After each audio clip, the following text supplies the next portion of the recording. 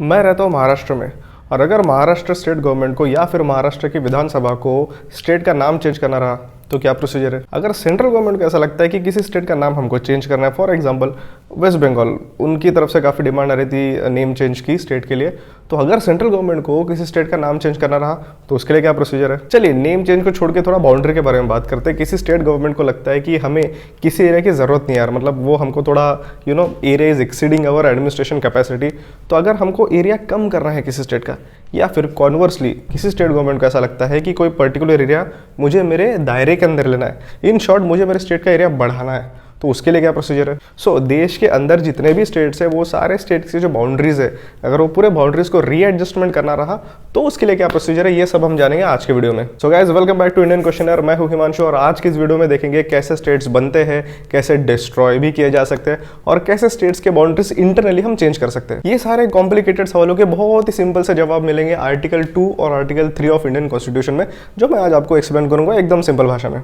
लेकिन उससे पहले एक मुद्दे का सवाल, ये सारी चीजें कौन कर सकता है। ओके, किसी भी स्टेट का नेम चेंज करना रहा या फिर किसी स्टेट के बाउंड्रीज बढ़ाने रहे या कम करने रहे, तो ये पावर होती किसके पास है, स्टेट गवर्नमेंट के पास या सेंट्रल गवर्नमेंट के पास या स्टेट विधानसभा के पास या यूनियन पार्लियामेंट के पास या प्रेसिडेंट के पास। वो पावर होती है सिर्फ और सिर्फ इंडियन पार्लियामेंट के पास। ओके, ना ही स्टेट गवर्नमेंट, ना ही सेंट्रल गवर्नमेंट, ना ही प्रेसिडेंट, कोई नहीं।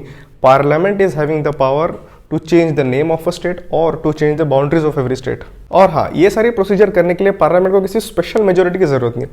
मतलब जितने भी मेंबर्स उस वक्त हाउस में प्रेजेंट है उसके 50% मेंबर्स भी अगर अप्रूव कर दे तो भी वो चीज़ पास हो जाती है। उसको कहते हैं सिंपल मेजोरिटी।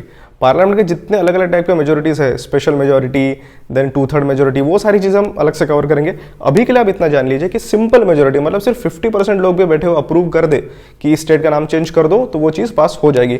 तो ये ध्यान रखिए, पार्लियामेंट करेगा और एकदम सिंपल मेजोरिटी से ही करेगा। तो चलिए एक्चुअली इस प्रोसीजर में डुबकी लगाते हैं और देखते हैं कि what is article 2 of Indian constitution. Article 2 of Indian constitution ये कहता है कि पार्लियामेंट के पास पावर होती है टू एडमिट न्यू स्टेट्स, मतलब नए स्टेट्स को इंडिया का पार्ट बनाना, या फिर एस्टेब्लिश न्यू स्टेट्स, मतलब नए स्टेट को पूरी तरह से एस्टेब्लिश करना। अब इन दोनों में हमें डिफरेंस समझना है। देखो, एडमिट न्यू स्टेट्स मतलब क्या होता है कि वो स्टेट्स ऑलरेडी एग्जिस्टेंस में है, कहीं तो भी वो स्टेट्स है, सिर्फ वो इंडिया का पार्ट नहीं है। तो इसका मतलब है कि उस पर्टिकुलर एग्जिस्टिंग स्टेट को इंडिया का पार्ट बनाना, ये हो गया एडमिटिंग न्यू स्टेट्स। और एस्टेब्लिशिंग न्यू स्टेट्स मतलब वो स्टेट जो एग्जिस्टेंस में ही नहीं है, ऐसा कोई स्टेट नया क्रिएट करना और उस क्रिएट किए गए स्टेट को फिर इंडिया का पार्ट बनाना। तो ये दो चीज़ में डिफरेंस आप समझ लीजिए।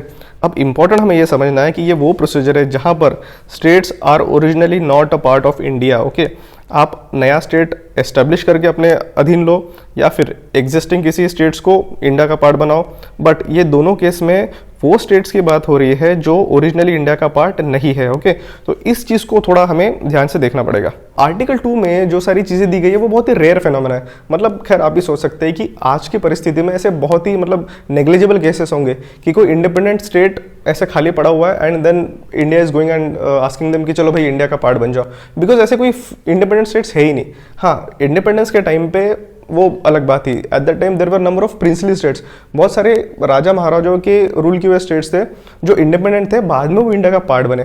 बट खैर आज की तारीख में आपको ऐसे स्टेट्स बिल्कुल नहीं मिलेंगे। तो हम ये कह सकते हैं कि आर्टिकल 2 जो अभी हमने देखा वो एक बहुत ही रेयर फिनोमेना है, शायद आज की तारीख में वो कभी इंप्लीमेंट ही ना हो। बट आर्टिकल 3 है हॉट टॉपिक। मतलब आर्टिकल 3 ऐसा है कि जहाँ नए स्टेट्स का बनना एंड डिस्ट्रॉय होना, ये सारी चीज़ें चलती है, वो आज भी चलती आ रही है। और एग्जाम्पल्स के साथ हम देखते हैं आर्टिकल 3 क्या कहता है। आर्टिकल 3 ऑफ इंडियन कॉन्स्टिट्यूशन कहता है कि 4 अलग अलग तरीकों से एक किसी नए स्टेट का निर्माण हो सकता है। उसमें से सबसे पहला है formation of a new state from any existing state. मतलब एकदम सिंपल है कि एक कोई तो बड़ा स्टेट है, आप उस बड़े स्टेट के टुकड़े कर दो और अलग अलग स्टेट बना दो, ये उसका मतलब हो सकता है। या फिर आप किसी 2 छोटे स्टेट्स को जोड़ दो, उसे एक बड़ा स्टेट बना लो, ये भी उसका मतलब हो सकता है। अभी इसका सबसे बड़ा एग्जांपल मैं कहूँ तो तेलंगाना। अब ठीक है, तेलंगाना कब बना था, वो बना था 2 जून 2014 में। Okay, the Andhra Pradesh reorganisation act pass किया गया था जिससे तेलंगाना स्टेट क्रिएट हुआ। अब तेलंगाना स्टेट क्रिएट कैसे हुआ, ओरिजिनली जो आंध्र प्रदेश था, आंध्र प्रदेश स्टेट में से कुछ हमने पार्ट अलग कर दिया और वो अलग किया हुआ पार्ट बन गया तेलंगाना। तो ये आता है the first case, that is formation of a new state from an existing state, इस कैटेगरी में। आर्टिकल 3 का पार्ट बी कहता है increasing the area of any state, और पार्ट सी कहता है decreasing the area of any state. ये दो चीज़ें काफ़ी पैरेलल या सिमिलर नेचर की मैं कह सकता हूँ। जैसा पार्ट ए में हमने देखा, एक बड़े स्टेट था, एक बड़ा आंध्र प्रदेश स्टेट था, उसके हमने दो पार्ट कर दिया और तेलंगाना स्टेट अलग कर दिया। तो सिमिलरली पार्ट बी और सी में भी कुछ इसी तरीके से होगा कि कोई बड़ा ऑलरेडी एग्जिस्टिंग स्टेट होगा, उसका एरिया आप एक तो कम कर दो या फिर एरिया बढ़ा दो। ये हो गया पार्ट बी और सी।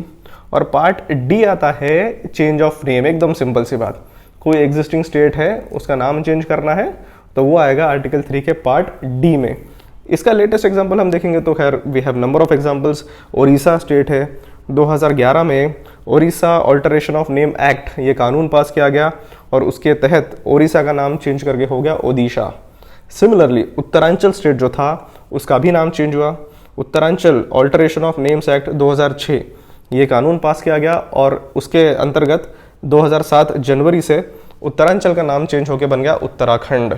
अभी ओडिशा और उत्तराखंड के जो दो एक्ट का मैंने नाम लिया, ऑल्टरेशन ऑफ नेम, अब एक्ट है मतलब कानून है, तो ये कानून किसने पास किया होगा?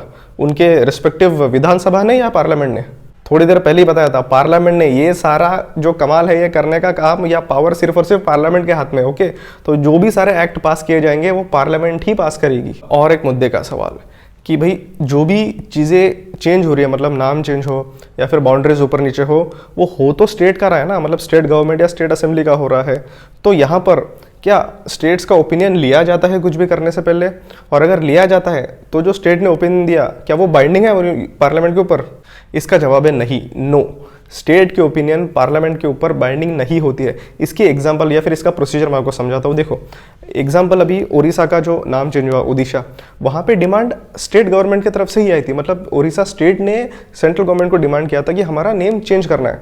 तो ओडिशा के जो उनकी विधानसभा है उन्होंने रेजोल्यूशन पास किया, वो रेजोल्यूशन सेंट्रल गवर्नमेंट को पुटअप किया कि हमारा भाई आप नाम चेंज कर दो।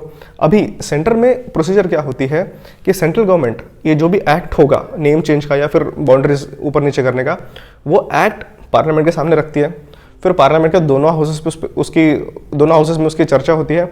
अभी इस स्टेज में क्या होता है कि there is a provision in the constitution which says कि president will make a reference to the respective state assembly कि आप इस मुद्दे पे अपनी ओपिनियन बताओ। ओके, तो ओडिशा के केस में ऑब्वियसली भले ओडिशा ने ही वो प्रपोजल पुटअप किया था, but still as per constitutional procedure वो जो भी प्रावधान था वो ओडिशा के पास वापस भेजा गया उनके ओपिनियन देने के लिए। यस, ऑब्वियसली ओडिशा ने उसके फेवर में ही ओपिनियन दी, वो ओपिनियन वापस सेंटर के पास गई एंड देन यूनियन पार्लियामेंट में विद कंसेंसस वो चीज़ पास की गई। अभी यहाँ पर एग्जाम्पल के तौर पर हमें ये समझना है कि ऐसे केसेस हो सकते हैं जहाँ पर सेंटर ने स्टेट के पास भेजा मैटर कि आप अपनी ओपिनियन दीजिए कि आपके इन स्टेट का नेम हमें चेंज करना है या उसकी बाउंड्री प्लस माइनस करनी है, तो इस पर आपकी क्या राय है? अगर इस केस में सेंटर की राय और स्टेट की राय एक दूसरे से क्रॉस होती है तो centre is not bound to follow the states opinion. Okay, centre वापस प्रपोजल पुटअप कर सकता है यूनियन पार्लियामेंट में कि भले स्टेट्स ने कुछ भी बोला but you try to do this. अगर 50% मेजोरिटी क्रॉस हो जाती है, यूनियन पार्लियामेंट की 50% जनता उसको पास कर देती है, तो वो स्टेट गवर्नमेंट कितना भी चीखे चिल्लाए कुछ भी करे, यहाँ पर हम कुछ नहीं कर सकते। यूनियन पार्लियामेंट ने जो डिसाइड किया वो फाइनल होगा। अगर उन्होंने कहा नेम चेंज होना है स्टेट का तो नेम चेंज होगा। उन्होंने कहा है अगर बाउंड्री प्लस माइनस होनी है तो बाउंड्री प्लस माइनस होगी। यहाँ पर स्टेट की ओपिनियन पार्लियामेंट के ऊपर बाइंडिंग नहीं रह सकती। यहाँ पर भी मैं आपके फेवरेट वर्ड का इस्तेमाल करूंगा जो अक्सर मैं अपने सारे वीडियोस में करता हूँ, दैट इज फेडरेशन। ओके भाई, अब सेंटर स्टेट का मामला जहाँ जहाँ आ जाता है वहाँ फेडरेशन ये वर्ड आ ही जाता है। तो ये नॉर्मल सी चीज़ शायद आपके दिमाग में क्लिक हुई होगी कि अगर हम एक फेडरेशन है, अगर सेंट्रल गवर्नमेंट और स्टेट गवर्नमेंट अलग अलग है, दोनों के पास इतने इक्वल पावर्स है, तो फिर ये एक चीज़ है जो तो कि फेडरेशन कंसेप्ट के अगेंस्ट जाती है ना। मतलब यहाँ पे तो ऐसा हो रहा है कि union parliament is over ruling the state, मतलब वो एक थोप रही है अपना निर्णय। तो खैर आपको बता दूं कि we have a federation, but हमारे संविधान ने कुछ रीजंस की वजह से ऐसे बहुत सारे प्रोविजंस कॉन्स्टिट्यूशन में डाले हैं जहां जरूरत पड़ने पर फेडरेशन का कंसेप्ट थोड़ा बैक सीट पे चला जाता है और सेंटर के पास थोड़े पावर्स ज़्यादा आ जाते हैं। इसके पीछे भी बहुत लॉजिक है, बहुत बड़े डिटेल कंसेप्ट्स है, एक एक करके हम सब डिस्कस करेंगे। लेकिन अभी के लिए आप इतना दिमाग में रख लीजिए कि हमारे भारतीय संविधान में ऐसे प्रावधान है जहां पर जरूरत आने पर सेंटर के पावर्स थोड़े बढ़ जाते हैं और स्टेट के थोड़े कम हो जाते हैं। फेडरेशन थोड़ा सा पीछे चला जाता है कंसेप्ट। तो बहुत ही सिंपल लैंग्वेज में मैंने आपको बताया आर्टिकल 2 और 3 क्या है, मतलब स्टेट गवर्नमेंट का या स्टेट का नेम कैसे चेंज हो सकता है, उसकी बाउंड्रीज कम ज़्यादा कैसे हो सकती है। हमने आंध्र प्रदेश का एग्जांपल देखा, उड़ीसा का देखा, उत्तराखंड का देखा। तो चलो मैं सोचता हूँ कि आपको एटलीस्ट आज इतना समझ में आ गया होगा कि ऐसी कोई प्रोसीजर अगर आप पेपर में पढ़ते हैं या न्यूज़ में आती है तो फटाक से आपके दिमाग में एक क्लिक हो जाके करे हाँ ये आर्टिकल 2 और 3 कॉन्स्टिट्यूशन के हिसाब से चल रहा है। तो उम्मीद करता हूँ आपको वीडियो पसंद आया होगा और आपका नॉलेज कंटेंट थोड़ा तो डेफिनेटली बड़ा होगा। अगर हाँ तो वीडियो को लाइक कर दीजिए। अभी तक जिन्होंने चैनल को सब्सक्राइब नहीं किया है तो please subscribe the channel and stay tune for more such informative and very important content about the constitution in very simple words. Okay, till then guys, stay tune, take very good care of your health and good bye.